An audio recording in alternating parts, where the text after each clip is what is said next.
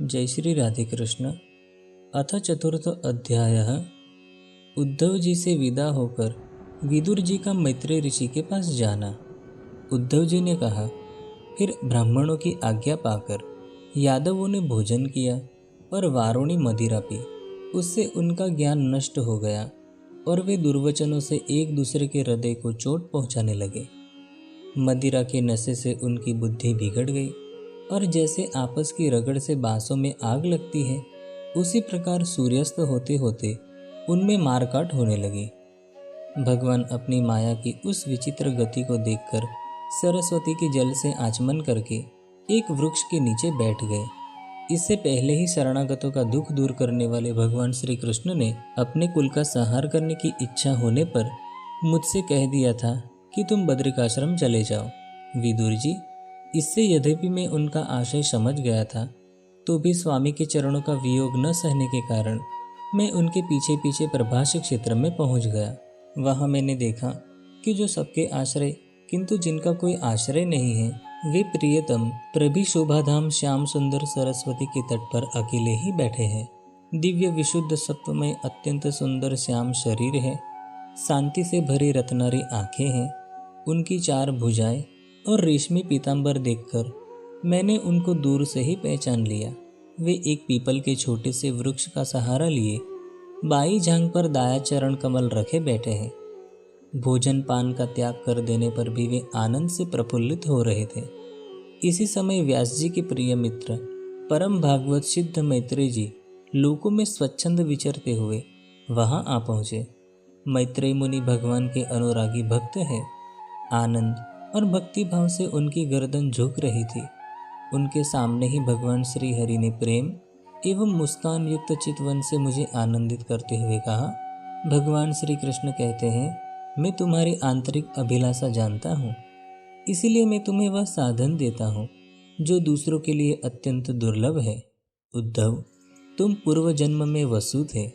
विश्व की रचना करने वाले प्रजापतियों और वसुओं के यज्ञ में मुझे पाने की इच्छा से ही तुमने मेरी आराधना की थी। साधु स्वभाव उद्धव, संसार में तुम्हारा यह अंतिम जन्म है, क्योंकि इसमें तुमने मेरा अनुग्रह प्राप्त कर लिया है। अब मैं मर्त्य लोक को छोड़कर अपने धाम में जाना चाहता हूँ। इस समय यहाँ एकांत में तुमने अपनी अनन्य भक्ति के कारण ही मेरा दर्शन पाया है। यह बड़े सौभाग्य की बात है। पूर्व काल के आरंभ में मैंने अपने नाभि कमल पर बैठे हुए ब्रह्मा को अपनी महिमा से प्रकट करने वाले जिस श्रेष्ठ ज्ञान का उपदेश किया था और जिसे विवेकी लोग भागवत कहते हैं, वही मैं तुम्हें देता हूँ। विदुर जी, मुझ पर तो प्रतिक्षण उन परम पुरुष की कृपा बरसा करती थी। इस समय उनके इस प्रकार आदरपूर्वक कहने से स्नेहवश मुझे रोमांच हो आया।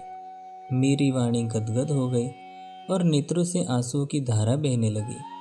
उस समय मैंने हाथ जोड़कर उनसे कहा, स्वामीन, आपके चरण कमलों की सेवा करने वाले पुरुषों को इस संसार में अर्थ, धर्म, काम, मोक्ष, इन चारों में से कोई भी पदार्थ दुर्लभ नहीं है। तथापि मुझे उनसे किसी की इच्छा नहीं है। मैं तो आपके चरण कमलों की सेवा के लिए ही लालायित रहता हूँ।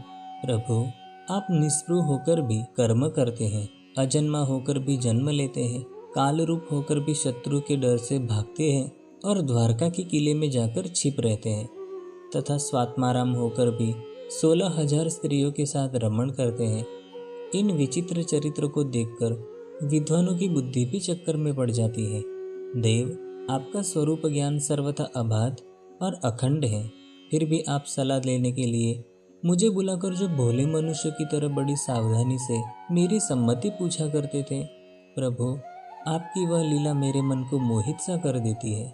स्वामिन, अपने स्वरूप का गूढ़ रहस्य प्रकट करने वाला जो श्रेष्ठ एवं समग्र ज्ञान आपने ब्रह्मा जी को बतलाया था, वह यदि मेरे समझने योग्य हो तो मुझे भी सुनाइए, जिससे मैं भी संसार दुख को सुगमता से पार कर जाऊं। जब मैंने इस प्रकार अपने हृदय का भाव निवेदित किया, तब परम पुरुष कमल नयन भगवान श्री कृष्ण ने मुझे अपने स्वरूप की परम स्थिति का उपदेश दिया। इस प्रकार पूज्यपाद गुरु भगवान श्री कृष्ण से आत्म तत्व की उपलब्धि का साधन सुनकर तथा उन प्रभु के चरणों की वंदना और परिक्रमा करके मैं यहाँ आया हूँ। इस समय उनके वीर से मेरा चित्त अत्यंत व्याकुल हो रहा है।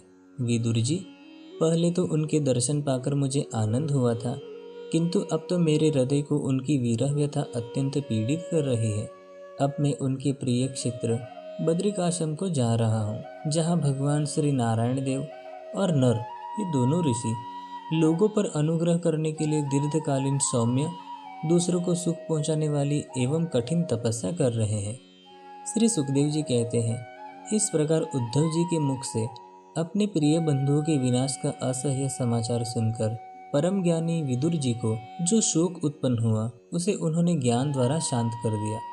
जब भगवान श्री कृष्ण के परिकरों में प्रधान महाभागवत उद्धव जी बद्रिकाश्रम की ओर जाने लगे, तब कुरुश्रेष्ठ विदुर जी ने श्रद्धापूर्वक उनसे पूछा, उद्धव जी, योगेश्वर भगवान श्री कृष्ण ने अपने स्वरूप के गूढ़ रहस्य को प्रकट करने वाला जो परम ज्ञान आपसे कहा था, वह आप हमें भी सुनाइए, क्योंकि भगवान के सेवक तो अपने सेवकों का कार्य सिद्ध करने के लिए ही विचरा करते हैं। उद्धव जी ने कहा, उस तत्व ज्ञान के लिए आपको मुनिवर मैत्रेय जी की सेवा करनी चाहिए। मर्त्य लोक को छोड़ते समय मेरे सामने स्वयं भगवान ने ही आपको उपदेश करने के लिए उन्हें आज्ञा दी थी। श्री सुखदेव जी कहते हैं, इस प्रकार विदुर जी के साथ विश्वमूर्ति भगवान श्री कृष्ण के गुणों की चर्चा होने से उस कथामृत के द्वारा उद्धव जी का वियोग जनित महान ताप शांत हो गया। यमुना जी के तीर पर उनकी वह रात्रि एक क्षण के समान बीत गई। फिर प्रातःकाल होते ही वे वहां से चल दिए। राजा परीक्षित ने पूछा, भगवान, वृष्णिकुल और भोजवंश के सभी रथी और यूथपतियों के भी यूथपति नष्ट हो गए थे, यहाँ तक कि त्रिलोकीनाथ भगवान श्री हरि को भी अपना वह रूप छोड़ना पड़ा था। फिर उन सबके मुखिया उद्धव जी ही कैसे बच रहे?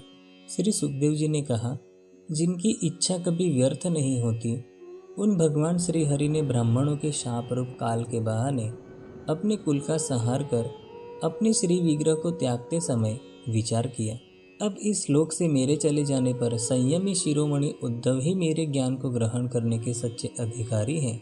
उद्धव मुझसे अणु मात्र भी कम नहीं है, क्योंकि वे आत्मजयी हैं, विषयों से कभी विचलित नहीं हुए। अतः लोगों को मेरे ज्ञान की शिक्षा देते हुए वे यहीं रहे। वेदों के मूल कारण जगत गुरु भगवान श्री कृष्ण के इस प्रकार आज्ञा देने पर उद्धव जी बद्रिकाश्रम में जाकर समाधि योग द्वारा भगवान श्री हरि की आराधना करने लगे।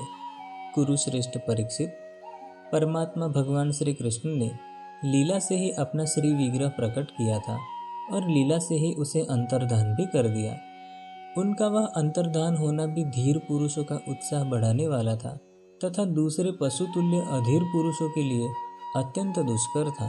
परम भागवत उद्धव जी के मुख से उनके प्रशंसनीय कर्म और इस प्रकार अंतर्धान होने का समाचार पाकर तथा यह जानकर कि भगवान ने परम धाम जाते समय मुझे भी स्मरण किया था, विदुर जी उद्धव जी के चले जाने पर प्रेम से विह्वल होकर रोने लगे। इसके पश्चात सिद्ध शिरोमणि विदुर जी यमुना जी के तट से चलकर कुछ दिनों में गंगा जी के किनारे जा पहुँचे, जहाँ श्री मैत्रेय जी रहते थे। इति श्रीमद्भागवते महापुराणे पारमहंस्यां संहितायां तृतीय स्कंदे विदुरोद्धव संवादे चतुर्थ अध्यायः। अथ पंचमो अध्यायः विदुर जी का प्रश्न और मैत्रेय जी का सृष्टि क्रम वर्णन। इसे हम कल देखेंगे। तब तक के लिए जय श्री राधे कृष्ण।